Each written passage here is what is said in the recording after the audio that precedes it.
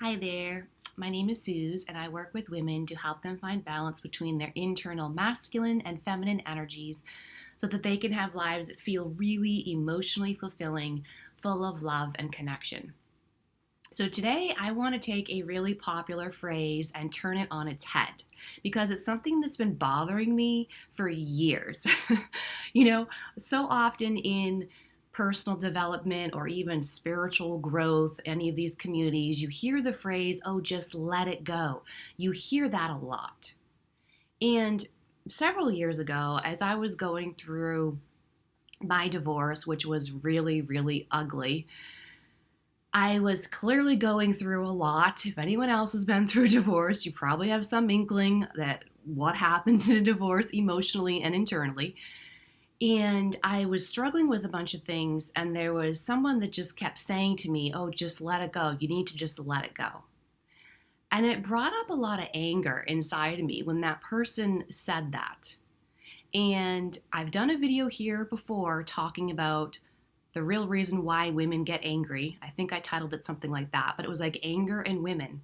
And I probably will do more videos on it because I love talking about anger. I think it is very misunderstood. And so the second I noticed that I was having an anger response to someone trying to help me, I went in deeper into myself to see what was going on. And to really oversimplify it, I know that for me, anytime that I have an internal anger response to something someone says, it's because there's a part of me that is not feeling loved. It's not feeling loved. It's not feeling seen. It's not feeling acknowledged. It's not feeling supported. It's feeling misunderstood. And that's where anger comes from for me. So I decided to go and sit with that whole let it go thing, right? Because at first glance, it sounds great. It sounds great, you guys. Oh, just let it go. But you know what? Why was I then saying to myself, yeah, well, if it were that easy, I would? That was my internal response immediately. Yeah, well, if it were that easy for me to let it go, I would. Do you think I want to feel this way? Do you think I like being miserable? That was my response. So as I peeled back these layers of the whole let it go thing, I realized something. The whole let it go is actually often, it can land in a very shameful way. It can really, if you're putting it on someone, it can really make them feel shame. So if we're ever in a space of feeling shame, that is clearly the total opposite of growth, development, empowerment, self love, clearly the opposite of that. Because anytime you feel shame, you do this. You don't do this. So clearly something's wrong. So then I went a little bit deeper into this thing. And I really realized that a lot of times, not always, but a lot of times when someone uses the phrase, oh, just let it go, it's actually a lack of holding space. Why? It's actually a lack of emotional availability. Why? Because think about this. If you really truly are working on being emotionally available in your life, you want to be in relationships where other people are emotionally available, you want to be emotionally available, you're coming into the world with prioritizing having an open heart and overflowing with love and light, okay? Maybe you're a healer, maybe you're a light worker, maybe you're just on a spiritual personal growth journey of your own, trying to improve yourself. Find your authentic self or free yourself from codependency. That's a big one. All of this requires emotional availability.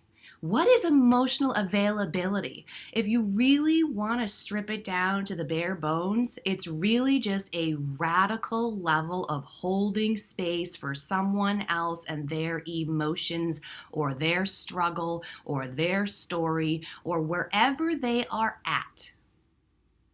And of course, with yourself too, being emotionally available to yourself is that. So there's never a, oh, let it go. That's never the response if you're actually emotionally available. Because if you're emotionally available, you are holding space for someone with no judgment, and you're not telling them that they're doing anything wrong. You're simply holding space for their pain. Now, why can't people do that? Because it makes them uncomfortable. Most people who are not emotionally available want to fix the other person. They don't like seeing someone else in pain. They don't like seeing someone else struggle, and it makes them uncomfortable. So then they tell you, oh, just let it go, because they don't like the feeling of watching your struggle.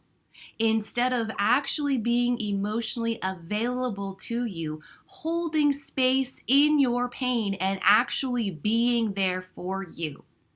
Now I'm going to go even deeper into childhood wounding here. Let's think about, where does that all begin?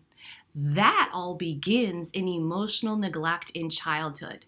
Emotional neglect in childhood will show up as abandonment, as betrayal, as rejection, any of those big buzzwords in the childhood wound category.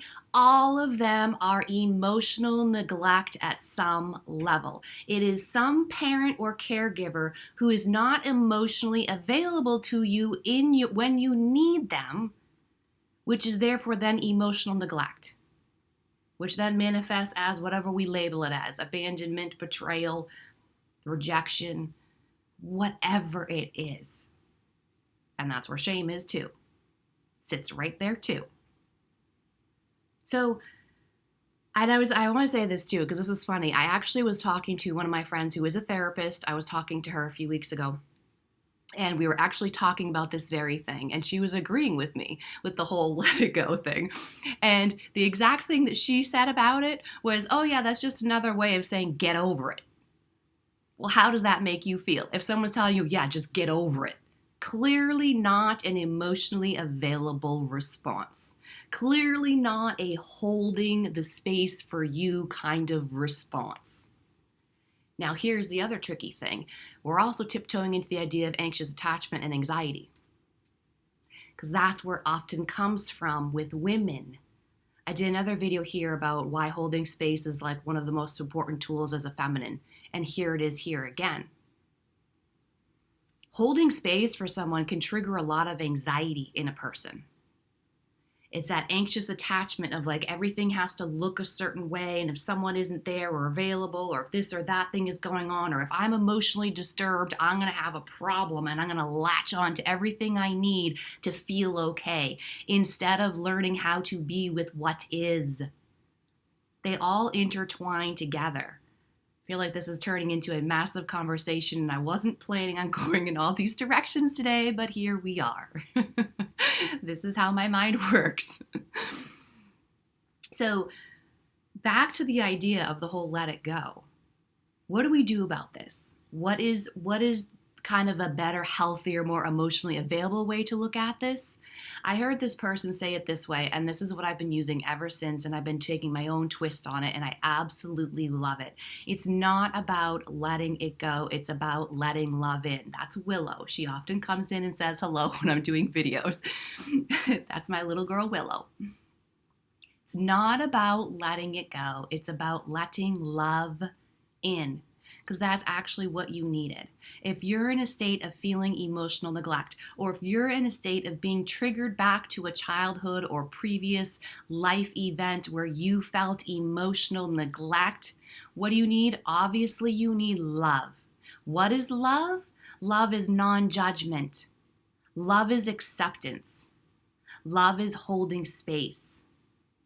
Love is being with what is. Love is not forcing. Love is not trying to fix. All of that is actually a lot of wounded masculine energy. The wounded masculine wants to rush things or wants to fix things and can't just be with what is. Again, we're tiptoeing on to the anxious attachment end of things. It can't just be with what is. Healthy masculine can hold space for big emotions. Healthy masculine energy can hold space for whatever is for as long as it takes. This is what I love. I love thinking of it that way, of like a father. I did not have this experience, but in a healthy father masculine type scenario, I didn't have this, so I had to learn it by myself with myself. But the correct fatherly response for a daughter or a woman, a feminine who is in some sort of emotional distress, is to hold your hand for as long as it takes, or to hold you in his arms for as long as it takes until you feel okay, until the feminine feels okay. And the funny thing that happens there is, there is no forcing of a letting it go. There is no letting it go and fearing like you're losing something, or feeling like you're being forced to do something before you're really ready to do it. When you switch it into the let love in, the love washes it away for you.